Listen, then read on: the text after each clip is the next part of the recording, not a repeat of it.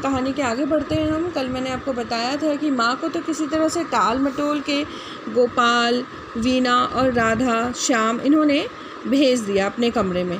पर अब अचानक ही उनका बड़ा भाई माधव कमरे में आ जाता है और माधव आते ही ये बात सुन लेता है कि गोपाल अपने कोट के जेब में रखने की बात कर रहा है। किस चीज़ को? अंडे के छिलके को। तो माधव मजाक कर रहे थे कि छिलके तुम्हारी जेब में छिपा दिए जाएं।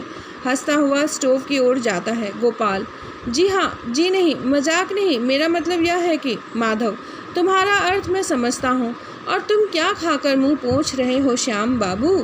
तो श्याम, मैं भैया, या मेरे लिए भाभी ने पुलटिस बनाई थी। तो माधव ने कहा, पुलटिस बनाई थी?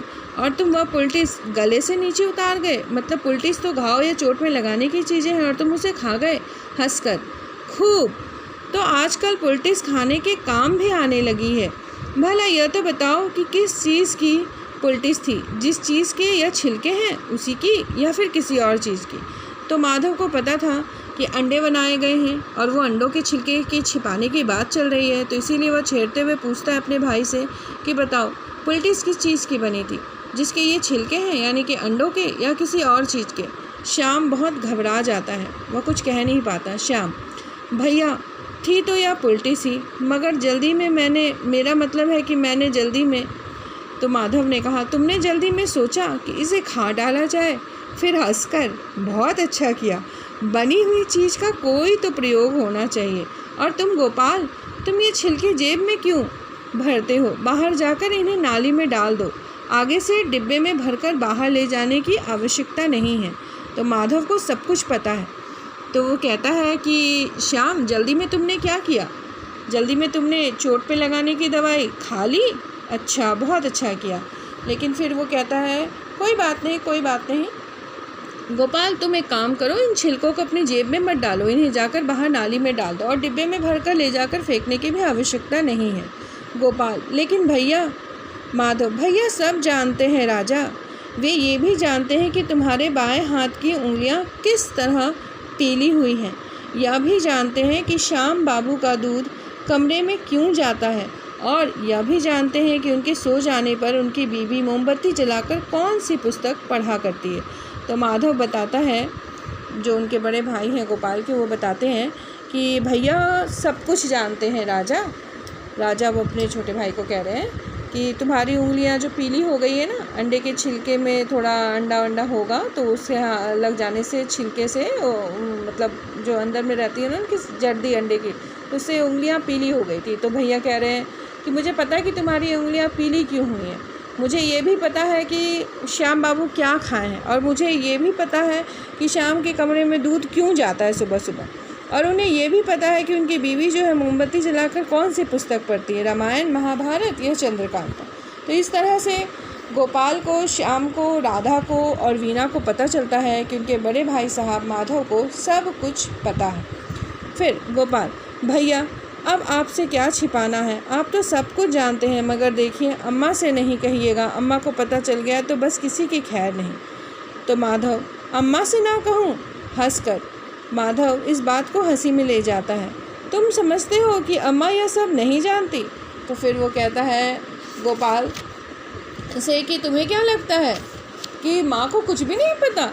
श्याम और गोपाल, अम्मा भी जानती है? माधव, क्यों नहीं जानती? अम्मा तो शायद मेरी वो बातें भी जानती हैं जो मैं समझता हूँ कि वो नहीं जानती। हंसकर माधव कहता है कि माँ को तो सब कुछ पता चल जाता है, और मैं जो बातें खुद नहीं समझ पाता वो बातें भी मेरी माँ, यानी हमारी माँ, समझ जाती है। और इस बात को वो बड़े हल्के तौर से हंस कर कहता है, आज से छिलके नाली में डाल दिया करो, इनके लिए डिब्बा रखने की ज़रूरत नहीं है। और जहाँ तक अम्मा का सवाल है, अम्मा इन्हें नाली में पड़े हुए भी नहीं देखेगी।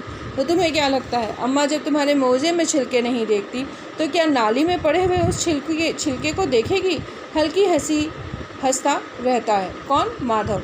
तो श्याम, गोपाल, वीणा, राधा सबके होश उड़ जाते हैं, क्योंकि उनकी माँ को सब कुछ पता है, लेकिन माँ जाहिर नहीं करती है, वो किसी से कुछ नहीं कहती, वो इस बात को छुपे ही रहना देना चाहती है, क्योंकि जब भाइयों ने छिपे रहने दिया तो वो इस बात को बाहर नहीं आने देना चाहती है।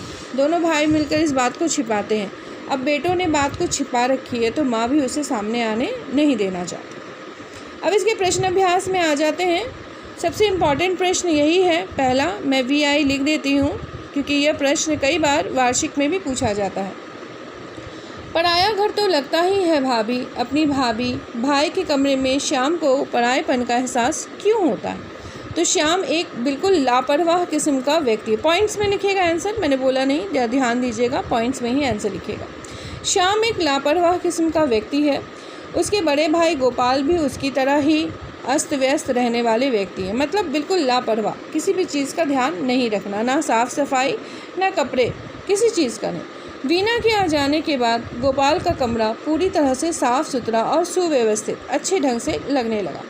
तो कमरे की साफ़ सुथरी और व्यवस्थित स्थिति को देख करके श्याम को इसका एहसास होता है कि इससे पहले उसके कमरे की तरह इसी कमरे की भी हालत रहती है। तो कहीं ना कहीं इस कमरे में आकर उसे परायेपन का ध्यान आ जाता है कि यह घर या फिर कमरा जो भी है वो बिल्कुल पराया हो गया। पहले ये गंदा मंदा रहता था और अब ये बिल्कुल साफ़ सुथरा रहता। तो भाभी के आ जाने से घर बहुत व्यवस्थित हो गया, घर साफ़ सुथरा हो गया और घर की देख रेख भाभी बहुत अच्छे से करती है। इस चीज़ को देखकर श्याम को कमरे में पैर रखने से पहले परायेपन का एहसास होता है कि नहीं नहीं, ये तो अपना घर नहीं, ये तो पराये का घर है, ऐसा लगता है उसे। अगला प्रश्न, एकाकी में, ये क्वेश्चन भी बहुत इंपॉर्टेंट है, इसका ध्यान रखिएगा।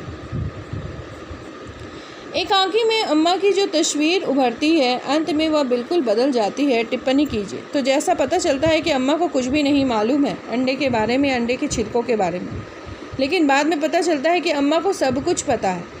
तो जो शुरुआत में उनकी तस्वीर थी वो आखिर में वैसी नहीं रहती।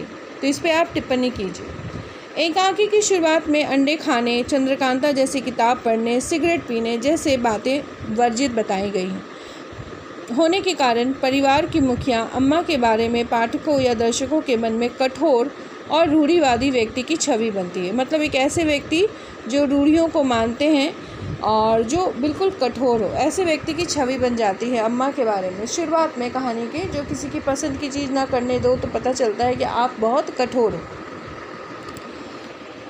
पॉइंट में लिखिएगा आंसर। पहला पॉइंट, उन्हें लगता है कि अम्मा खान पान में घोर रूढ़िवादी होगी। अगर उन्हें अपने घर में अंडे खाने आदि के बारे में पता चलेगा तो तूफान उठ जाएगा।